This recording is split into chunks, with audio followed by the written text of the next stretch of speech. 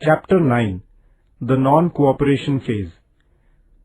After the death of Lokmanya Tilak in 1920, the reins of the national movement passed on to Mahatma Gandhi. Under his influential leadership, the base of national movement widened further. A new phase began in the Indian freedom struggle. Gandhiji's work in South Africa. Gandhiji began his work in South Africa. In Africa, the black people and the Indian residents were subjected to injustice and tyranny by the British government. Gandhiji opposed this injustice and secured justice for the people there by leading them on the path of Satyagraha. Gandhiji arrives in India.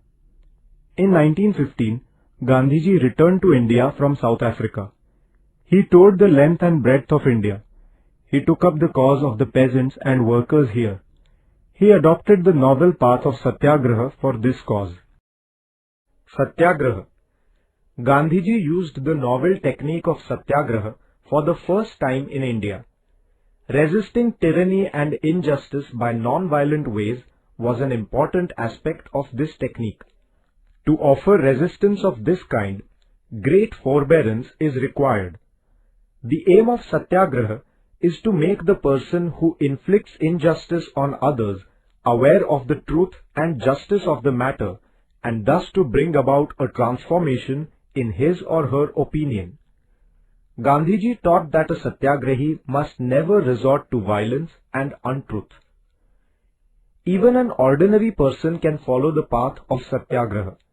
That is why people in India and the entire world chose the path of Satyagraha to resist injustice. Leaders like Martin Luther King in the United States of America and Nelson Mandela in South Africa, who struggled for the rights of the black people, were greatly influenced by this way adopted by Gandhiji. Champaran Satyagraha. In 1917, the British planters had forced the peasants of Champaran in Bihar to cultivate indigo. Gandhiji did a Satyagraha to resist this exploitation and secured justice for the peasants. Kheda Satyagraha. Due to constant famines, the crops had failed in the Kheda district of Gujarat. The government had compelled the peasants to pay land revenue. The local peasants, therefore, started a no-tax movement in Kheda district in 1918. Gandhiji accepted the leadership of this movement. Very soon, the government waived the taxes. The workers' struggle in Ahmedabad. There was a tremendous rise in the prices of daily necessities during the First World War. Even then, the mill owners did not increase the workers' wages. This gave rise to discontent among the workers. Gandhiji led the mill workers in their strike and undertook a fast. The mill owners gave in and increased the wages of the workers. Satyagraha against the Rowlatt Act. The discontent against the British government among the Indians was growing day by day. The British government appointed a committee under the chairmanship of an English judge, Rowlatt, in order to check it. The government passed a new act in accordance with the recommendations of this committee. This is known as the Rowlatt Act. The act authorized the government to arrest any Indian without inquiry. There was no appeal against the punishment given under this act. This Black Act enraged the people all over the country. Gandhiji declared a Satyagraha as a mark of protest against this act. He appealed to all Indians to observe a Hartal on 6 April 1919. The response of the Indian people to this appeal was overwhelming. Jallianwala Bagh Massacre. The struggle against the Rowlatt Act became more intense in the Punjab province. The government resorted to repressive measures. Gandhiji was not allowed to enter the Punjab. General Dyer issued orders banning public meetings in Amritsar. Prominent leaders like Dr. Satyapal, Dr. Saifuddin Kichlu were arrested in Amritsar. To protest against these developments, a meeting was called at Jallianwala Bagh in Amritsar on 13 April 1919 on the occasion of the Baisakhi festival. General Dyer ruthlessly opened unrestrained fire on the unarmed people who had gathered for the meeting. About 400 men and women were killed in the massacre and hundreds were wounded. Michael O'Dwyer, the administrator of the Punjab, was responsible for this massacre. As a mark of protest against this massacre, Rabindranath Tagore renounced the knighthood conferred upon him by the British government. Martial law was promulgated all over the Punjab. Later, the Indians demanded an inquiry into this massacre. The government therefore set up the Hunter Committee. This massacre gave rise to a country-wide non-cooperation movement, Khilafat movement. The Muslims all over the world looked upon Sultan of Turkey as their Khalif or the vice-regent of God on earth. After the First World War, an insulting treaty was imposed upon Turkey which belonged to the defeated power group. This resulted in the disintegration of the Turkish Empire. The Muslims were greatly enraged by this. The movement launched by the Indian Muslims in support of the Khalif is known as the Khilafat movement. Gandhiji felt that launching a national movement based on Hindu-Muslim unity on this issue would certainly bring the British government to book. Therefore, Gandhiji supported the Khilafat movement. The Khilafat Committee accepted Gandhiji's proposal for non-cooperation with the government. The non-cooperation movement began in the month of August 1920. Nationwide non-cooperation movement. At its Nagpur session in 1920, the Indian National Congress passed the resolution of the non-cooperation movement. Gandhiji was vested with full powers regarding the non-cooperation movement.